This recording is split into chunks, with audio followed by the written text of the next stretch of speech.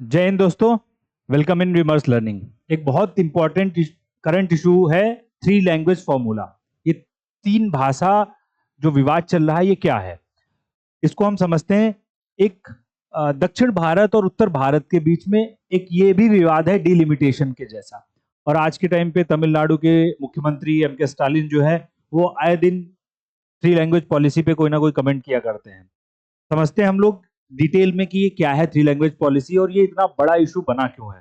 ठीक है, तो शुरुआत करते हैं। पहले देखो, भाषा की इंपॉर्टेंस ये हिस्टोरिकली हम सबको पता है बहुत बड़ी है। लैंग्वेज, आप अगर यूरोप की हिस्ट्री देखोगे तो आपको पता चलेगा कि यूरोप का जो नेशनलिज्म है, राष्ट्रवाद, वो भाषा पर आधारित है।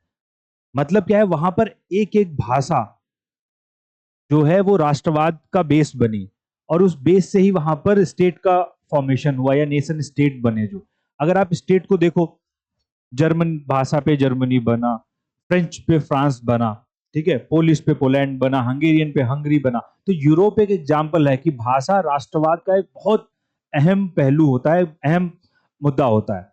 अच्छा, अब बात आते हैं दूसरी भाषा पे। चलो, ये भाषा की तो इंपॉर्टेंस हो गई। कल्चरल इंपॉर्टेंस तो है ही है भाषा की, कि भाषा हम लोगों के लिए अपनी भाषा बहुत इंपॉर्टेंट है, मातृभाषा वो है। दूसरी चीज जो है वो है भाषा के नाम पर विवाद कब होता है, जो अब भारत में शुरू हो गया फिर से। और ये पहली बार नहीं हुआ, आजादी के बाद कई बार ऐसा हुआ है कि लैंग्वेज के बेसिस पर बहुत विवाद हुए हैं। होता क्या है कि लिंग्विस्टिक, या जिसको हम बोल सकते हैं भाषाई इंपीरियलिज्म, एक ये वर्ड बड़ा अच्छा है, इंपीरियलिज्म या भाषाई औपनिवेशिकवाद। ये क्या है? ये है कि एक भाषा का डोमिनेंट होना। ठीक है। अच्छा, एक इटालियन थिंकर था एंटोनियो ग्रामेस्की, उसने कॉन्सेप्ट दिया था, बड़ा अच्छा कॉन्सेप्ट दिया था, कल्चरल हेजिमोनी का। कि जो बड़ी ताकतें होती हैं, बड़ी पावर्स होती हैं, वो सिर्फ बंदूक के दम पे दूसरों को गुलाम नहीं बनाती, वो संस्कृति कल्चर के बेसिस पे बनाती। वो ये बताती है कि दूसरा जो कल्चर है वो इंफीरियर है, वो निचला कल्चर है, वो हमारे बराबर नहीं है, सुपीरियर नहीं है। तो इसीलिए जब अंग्रेज यहाँ पर आए तो उन्होंने अपनी भाषा रखी इंग्लिश और उसकी सुपीरियरिटी दिखाई। और वो हम लोगों को पता भी है कि जब लॉर्ड मैकॉले आया यहाँ पर और उसने मैकॉले मिनट 1835 में मैकॉले मिनट उसने दिया, एक पॉलिसी बनाई गई जिसको इंग्लिश एजुकेशन एक्ट कहते हैं 1835 में। और मैकॉले ने क्या बोला कि हमें इंडिया में इंग्लिश लैंग्वेज जो हायर एजुकेशन है इंग्लिश में देनी है, और वो वेस्टर्न करिकुलम, सिलेबस पूरा वेस्टर्न होना चाहिए। क्योंकि हमें चाहिए क्या, हमें ऐसे बाबू चाहिए जो दिखने में, ब्लड में वो तो इंडियन हो, लेकिन उनकी सोच अंग्रेजों की जैसी हो। ठीक है, तो उसने क्या किया, भाषा के आधार पर। अच्छा, ये बड़ी अच्छी चीज है, एक चीज समझने वाली, कि बंदूक के तौर पर अगर किसी को गुलाम बनाया गया, मतलब फोर्स के आधार पर, तो वो विद्रोह कर सकता है। लेकिन अगर आपने किसी को इतना दबा दिया कि वो कल्चरली आपसे इंफीरियर हो गया, कल्चरली का मतलब सांस्कृतिक रूप से वो आपसे नीचे चला गया, मतलब क्या है, वो लोग ये मानने लगे कि आपका कल्चर हमसे ऊपर है, फिर वो उसके खिलाफ विद्रोह नहीं कर सकते, बड़े लंबे दौर तक तो नहीं कर सकते। जो भारत में हुआ क्या कि अंग्रेजों ने ये साबित कर दिया, ये भारत के लोग, उस टाइम के लोगों के जेहन में ये चीज भर दी कि वो सुपीरियर है। ठीक है, भारत के लोग कमतर हैं उनसे। और फिर इसको निकलने में बहुत साल लगे, इवन पॉलिटिकल आजादी मिल गई 1947 में, लेकिन फिर भी उस कॉन्फिडेंस को लाने में कि हम बराबरी हैं बहुत टाइम लग गया। ठीक है, तो ये भाषा की इंपॉर्टेंस होती है कि भाषा के नाम पर राष्ट्रवाद भी किया जा सकता है, जैसे मैंने अभी बताया यूरोप में हुआ। देश को जोड़ा भी जा सकता है और भाषा के आधार पर दूसरों को दबाया भी जा सकता है। अब कौन किसका पक्ष लेता है, ये बात है देखने की। और यही थ्री लैंग्वेज पॉलिसी का बेसिक फंडा तो यही है, पॉलिटिक्स। ठीक है, अब फंडा क्या है, इसके लिए हम लोग थोड़ा सा बात को समझते हैं कि क्या हुआ। कि भारत में after independence new education policy बनाई गई। ठीक है, न्यू एजुकेशन पॉलिसी, और ये न्यू एजुकेशन पॉलिसी कई बार चेंज हो चुकी है। 1968 में पॉलिसी एक बार ये रिवाइज हुई थी, फिर 1986 में बनाई गई, और अभी 2020 में बनाई गई कस्तूरी रंगन कमेटी के रिकमेंडेशन से। कमेटी भी इंपॉर्टेंट है, कस्तूरी रंगन, जिसको हम एनईपी 2020 बोलते हैं। तो न्यू एजुकेशन पॉलिसी सबसे पहले 68 में बनाई गई। इससे पहले भारत इंडिया में एक कमेटी बनाई गई थी, डीपी कोठारी, दौलत सिंह कोठारी कमेटी या कोठारी समिति, 1964 में। और इस समिति ने एक फॉर्मूला दिया था, 3 लैंग्वेज फॉर्मूला। इसने बोला कि भारत में 3 लैंग्वेज फॉर्मूला के आधार पर एजुकेशन दी जाए। 3 लैंग्वेज फॉर्मूला क्यों? इसने बोला देखो, एक तो मदर टंग होनी चाहिए, मातृभाषा, जिसमें प्राइमरी शिक्षा दी जाएगी। और दूसरा, अगर आप उत्तर भारत में हो, नॉर्थ इंडिया में हो, ठीक है, तो एक लैंग्वेज आपके पास में कौन सी हो गई? एक फॉरेन लैंग्वेज हो गई इंग्लिश, ठीक है। और दूसरी कौन सी हो गई? एक इंडियन लैंग्वेज होगी कोई। तो यहां पर ये लैंग्वेज कौन सी हो गई हमारी? हिंदी हो गई, हिंदी हो गई, ठीक है। तो ये 3 लैंग्वेज फॉर्मूला दिया गया कि भाई ये अप्लाई होगा। अब अच्छा, दक्षिण भारत में क्या होगा कि एक तो मदर टंग हो जाएगी उनकी, तमिल तेलुगु कोई भी हो जाए, एक इंग्लिश लैंग्वेज हो गई, और एक लैंग्वेज कौन सी हो जाएगी? हिंदी हो जाएगी। अब अच्छा, इस हिंदी को लेकर विवाद बढ़ने लगा, हिंदी को लेकर कि हिंदी पढ़ने की क्यों जरूरत है। दक्षिण भारत के जो राज्य थे वो इसका विरोध करने लगे, और यही 3 लैंग्वेज विवाद की मूल जड़ है, ठीक है। इसको हम लोग थोड़ा क्रोनोलॉजिकली समझते हैं, ठीक है। इतिहास में बड़ी बड़ी बड़े बड़े विद्रोह हुए या प्रदर्शन हुए, आप विद्रोह भी इनको बोल सकते हो, इस 3 लैंग्वेज के आइडिया के खिलाफ। क्रोनोलॉजी में इसलिए बता रहा हूं क्योंकि ये एग्जाम के पॉइंट ऑफ व्यू से बहुत काम की चीज है।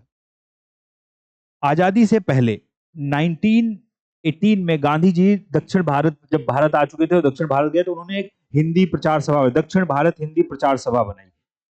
हिंदी प्रचार सभा, हिंदी प्रचार सभा बनाई।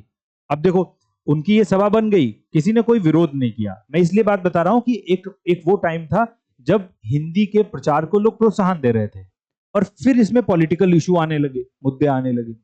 1937 ये बहुत इंपॉर्टेंट साल था जब पहली बार दक्षिण भारत में इस हिंदी के खिलाफ प्रदर्शन हुए। और हुआ क्या, 37 में, हिस्ट्री में जो लोग मॉडर्न हिस्ट्री को समझते हैं, 37 में भारत में प्रांतीय चुनाव हुए थे, स्टेट इलेक्शन हुए थे, और राजगोपालाचारी की गवर्नमेंट बनी थी मद्रास में। उन्होंने हिंदी को स्कूलों में लागू किया कि हिंदी पढ़ाई जाए। अब इसके खिलाफ राजा जी ने तो लागू कर दिया, लेकिन पेरियार उस टाइम बड़े नेता थे दक्षिण भारत के, और पेरियार ने सेल्फ रिस्पेक्ट मूवमेंट, एंटी ब्राह्मण मूवमेंट चलाए थे, जाति व्यवस्था या छुआछूत के खिलाफ, ठीक है। तो पेरियार ने पहली बार हिंदी का विरोध किया और एंटी हिंदी आंदोलन शुरू किए, और ये बहुत बड़े आंदोलन हुए दक्षिण भारत में, एंटी हिंदी मूवमेंट। हालांकि अच्छा, पेरियार का ये कहना था कि हिंदी और जो संस्कृत है, ये क्या है, उत्तर भारत की, और वो भी ब्राह्मण जो है उनका इंपोजिशन है, वो अपना कल्चर हम पे थोपना चाहते हैं। और वो तमिल जो एक उतनी ही पुरानी भाषा है संस्कृत के बराबर, उसको वो इंफीरियर साबित करना चाहते हैं। अच्छा, इस बात पे मोमेंट हो गए बहुत। हालांकि बाद में उस डिसीजन को वापस लेना पड़ा जब कांग्रेस की सरकार 39 में हट गई, विश्व युद्ध होने वाला था इस वजह से। अच्छा, फिर जब ये न्यू एजुकेशन पॉलिसी आई है फर्स्ट टाइम 68 में, तो उस टाइम 67 68 में फिर से एंटी हिंदी आंदोलन चले। अन्ना दुरई उस टाइम पे बड़े लीडर थे, उनके नेतृत्व में बहुत इंपॉर्टेंट आंदोलन हुए, बहुत लोग मारे गए इस आंदोलन में, ठीक है, बड़ा आंदोलन हुआ। और फिर से यही डिसीजन लिया गया कि भाई ये जो 3 लैंग्वेज फॉर्मूला है, इसमें हिंदी कंपलसरी नहीं है, कंपलसरी थोड़ी ना की गई है इसमें। तीसरी लैंग्वेज, पहली तो मातृभाषा है, इंग्लिश है, ठीक है, तो तीसरी लैंग्वेज जो है वो ऑप्शनल है, ठीक है, उसको प्रमोट तो किया जाए। लेकिन अन्ना दुरई ने फिर से विरोध किया। अन्ना दुरई का कहना था कि भाई जैसे हम लोगों के लिए तमिल इंपॉर्टेंट है, तमिल हमारी मातृभाषा है, और इंग्लिश जो लैंग्वेज है वो हमें अपॉर्चुनिटी देती है, ग्लोबल दुनिया से कनेक्ट करती है। तो अन्ना दुरई का तो ये कहना था कि भाई इंग्लिश जब हमें दुनिया से कनेक्ट कर सकती है तो भारत में क्यों नहीं कनेक्ट कर सकती। और हिंदी बोलने वाले लोग ये कहते थे कि भाई एक भाषा होनी चाहिए जो पूरे देश को की लिंक लैंग्वेज हो। और हमको सबको पता है कि हिंदी जो है इंडिया में सबसे ज्यादा बोली जाने वाली भाषा है। 43% लोग जो है हिंदी बोल सकते हैं, समझ सकते हैं, हिंदी की बोलियां समझ सकते हैं।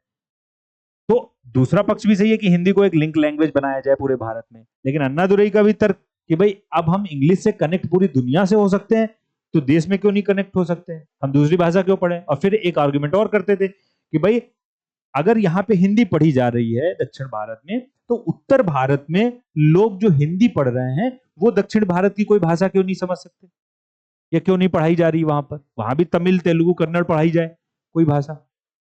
और अन्नादुरई का यह भी आरोप था कि भाई आप 3 लैंग्वेज की बात करते हो, उत्तर भारत में तो 2 लैंग्वेज वाला भी नहीं चल पा रहा। और ये आर्गुमेंट आज भी सही है। उत्तर भारत में आज भी हमें पता है कि एक लैंग्वेज हिंदी डोमिनेट है स्कूल कॉलेज में। इंग्लिश की अच्छी शिक्षा अभी भी नहीं है, अगर इंग्लिश मीडियम स्कूल नहीं है तो 2 लैंग्वेज फॉर्मूला भी सही से इंप्लीमेंट नहीं है गवर्नमेंट स्कूल में। 3 लैंग्वेज फॉर्मूला कैसे करोगे? तो ये आंदोलन बढ़ते गए। 19 एक और है 86 पॉलिसी, न्यू एजुकेशन पॉलिसी। इसमें राजीव गांधी थे, इन्होंने नवोदय विद्यालय शुरू किए थे। और ये भी बड़ा इंटरेस्टिंग केस है। नवोदय आज भी देखो, नवोदय सेंट्रल के स्कूल थे, उसमें हिंदी आनी थी, फिर से विरोध शुरू हुआ, फिर से बहुत लोग मरे इसमें, और हिंदी का को बायकॉट किया गया। तमिलनाडु आज भी अकेला राज्य है जहां पर नवोदय स्कूल्स नहीं है। ठीक है, तो ये बड़ा इंपॉर्टेंट मुद्दा। और फिर ये अब 2020 में आ गया जो हमारी एनईपी, न्यू एजुकेशन पॉलिसी, फिर से, क्योंकि धर्मेंद्र प्रधान जो हमारे एजुकेशन मिनिस्टर, उन्होंने कह दिया कि जब तक आप 3 लैंग्वेज फॉर्मूला इंप्लीमेंट नहीं करोगे, तब तक जो समग्र शिक्षा अभियान का फंड है वो हम नहीं देंगे स्टेट को, उस स्टेट को। अब इस बात से ये आंदोलन, या कह लो जो ये विवाद है, ये बढ़ गया। तो आपको ये क्रोनोलॉजी समझनी पड़ेगी कि हिंदी को क्यों वो लोग ये मानते हैं, साउथ इंडिया के स्टेट, कि ये हम पे इंपोज की जा रही है। और उत्तर भारत के लोग जो हैं वो ये मानते हैं कि भाई हिंदी हमारी नेशनल लैंग्वेज है, ये हमको कनेक्ट करती है, लिंकिंग लैंग्वेज है। तो यहां पर एक चीज और क्लियर करना हम लोगों को जरूरी है कि संवैधानिक स्टेटस क्या है कॉन्स्टिट्यूशन का। ठीक है, हमारा कॉन्स्टिट्यूशन जो है, यहां पर 2 बातें मैं बता रहा हूं। एक तो पार्ट कॉन्स्टिट्यूशन का भाग 17 जो है वो लैंग्वेज से जुड़ा हुआ है पूरा। और एक फंडामेंटल का आर्टिकल भी बता रहा हूं 29, जो ये कहता है इंडिया के जो भी सिटीजन्स हैं वो अपनी लैंग्वेज, अपना कल्चर और अपनी स्क्रिप्ट, लिपि, उसको कंजर्व या संरक्षित करने का अधिकार है। ये फंडामेंटल राइट है, लोगों को अपनी भाषा, लैंग्वेज, कल्चर, संस्कृति और लिपि को संरक्षित करने का अधिकार। ठीक है, तो लैंग्वेज को और कल्चर को फंडामेंटल राइट में जगह मिली है। ठीक है, तो अगर कोई अपने लैंग्वेज को प्रोटेक्ट करने की बात कर रहा है तो इसका फंडामेंटल राइट है। अच्छा, ये भाषाई आर्टिकल्स पार्ट 17 में डाले गए। 343 में हम लोगों को एक चीज पता है कि भारत में कोई राष्ट्रीय भाषा नहीं बनाई गई, नेशनल लैंग्वेज कोई भी नहीं है। ठीक है, भारत में 2 ऑफिशियल लैंग्वेज बनाई गई, हिंदी और इंग्लिश। हिंदी और इंग्लिश। जब संविधान बना तब भी ये बड़ा विवाद हुआ कि भारत में एक राष्ट्रभाषा बनाई जाए, नेशनल लैंग्वेज हो। लेकिन फिर वो विवाद उस टाइम पे भी हिंदी और प्रो हिंदी और एंटी हिंदी वालों के बीच हो गया। और इसकी वजह से क्या हुआ, हिंदी और इंग्लिश इन दोनों को क्या दर्जा दिया गया, ऑफिशियल लैंग्वेज का, राजभाषा का दर्जा दिया गया। राष्ट्रभाषा कोई नहीं है। ठीक है, अच्छा, इसके इसके लिए 2-3 चीजें और काम की हैं कि पहले तो सिर्फ 15 साल के लिए इंग्लिश को दर्जा मिला हुआ था। फिर बीजी खेर कमीशन आया, उसने जांच की कि भाई इंग्लिश का क्या किया जाए, तो उसने बताया इंग्लिश को आप ऐसे रोको, कैसे रोका जा सकता है, हिंदी को कैसे बढ़ाया जा सकता है। लेकिन इससे संसद की समिति थी, गोविंद बल्लभ पंत की समिति, वो सहमत नहीं हुई और उसने बोला कि इंग्लिश को परमानेंटली कर दो। और फिर यही किया गया, भारत में ऑफिशियल लैंग्वेज एक्ट बना दिया गया। ये बहुत इंपॉर्टेंट होता है, राजभाषा अधिनियम 1963 में।